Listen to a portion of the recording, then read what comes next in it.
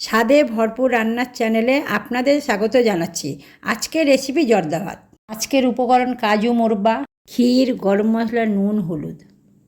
এখানে জর্দা ভাতের জন্য আমি ব্যবহার করছি দেরাদুন রাইস। এই চালটা 40 মিনিট ভিজিয়ে রেখেছি। তারপর আমি ওভেন জ্বালিয়ে বসিয়ে দিয়েছি এটা 90% বয়েল হওয়ার জন্য, এতে সামান্য তেল আর সামান্য নুন দিয়ে। এখানে ক্ষীরটাকে ক্যাসারে গুঁড়ো করে নিতে হবে। তারপর আমি চিনির শিরাটাকে রেডি করে নেব। এখানে আমি চিনির শিরাটা বসিয়ে দিয়েছি। তারপর আমি ভাতটা হালকা ফোটার পরে নেড়েচেড়ে একটু দেখে নেব। এখানে যে যতটা মিষ্টি খাবেন ততটা পরিমাণ চিনি নিয়ে জল দিয়ে ফুটিয়ে শিরাটা তৈরি করে নেবেন। এখানে ভাতটা কিছুক্ষণ ফোটার পরে আমি দেখব যে ভাতটা 90% বয়েল হয়ে গেছে কি না। এখন আমার 90% বয়েল হয়ে গেছে। আমি এবার ফ্যান ঝেড়ে নেব। তারপর এখানে গরম জলের সঙ্গে কিছুটা গুঁড়ো দুধ গুলে নিয়েছি।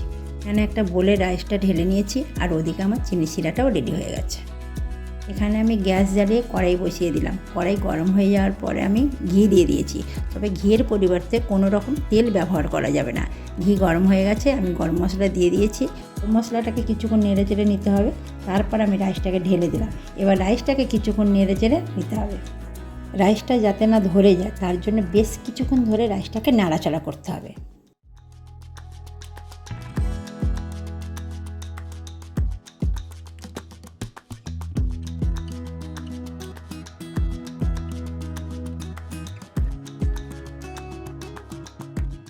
এখানে কিছুক্ষণ রাইসটা নাড়াচাড়ার পরে আমি দিয়ে দিলাম নুন, হলুদ। জর্দা ভাতে ব্যবহার করা যায় ফুড কালার, কিন্তু ফুড কালারের পরিবর্তে আমি ব্যবহার করেছি হলুদ, কারণ ফুড কালার শরীরের পক্ষে ক্ষতিকর। আপনাদের যদি মনে হয় যে ফুড কালার আমরা ব্যবহার করব, তাহলে আপনারা ফুড কালার ব্যবহার করতে পারেন। এখানে বেশ কিছুক্ষণ রাইসটা নাড়াচাড়ার পরে আমি দিয়ে দিলাম কাজু বাদাম কুচি। আপনারা চাইলে কাজু বাদামের পরিবর্তে দিয়ে দিতে পারেন আমন্ড বাদাম কুচি। তবে কাজু বাদামটা একটু বেশি দিলে অসুবিধা নেই, সেটা খেতে ভালো লাগবে। আবার বেশ কিছুক্ষণ রাইসটা নাড়াচাড়ার পরে আমি দিয়ে দিলাম চিনির শিরা। এখানে চিনির শিরাটা অল্প অল্প দিতে হবে, আর রাইসটাকে আস্তে আস্তে নাড়তে হবে।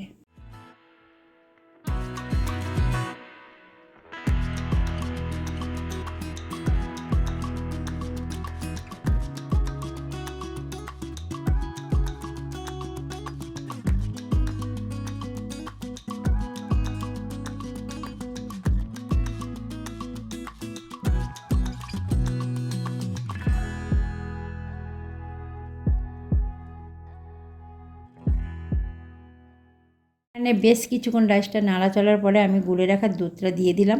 তারপর আবার নাড়াচাড়ার পরে দিয়ে দিলাম আমি চাল কুমড়ার মোরব্বা কুচি।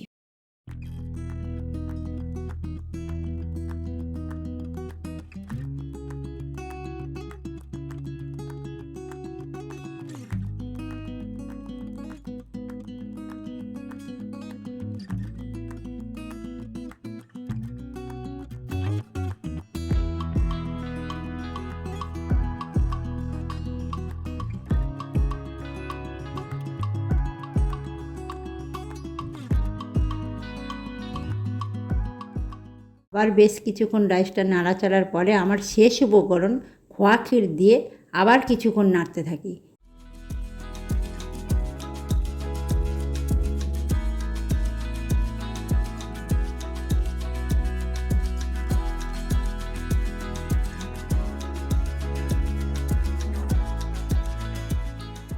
আজকের আমার জর্দা ভাতের রেসিপি রেডি। এটিকে আমি এবার একটা পাত্রে গরম গরম ঢেলে নেব।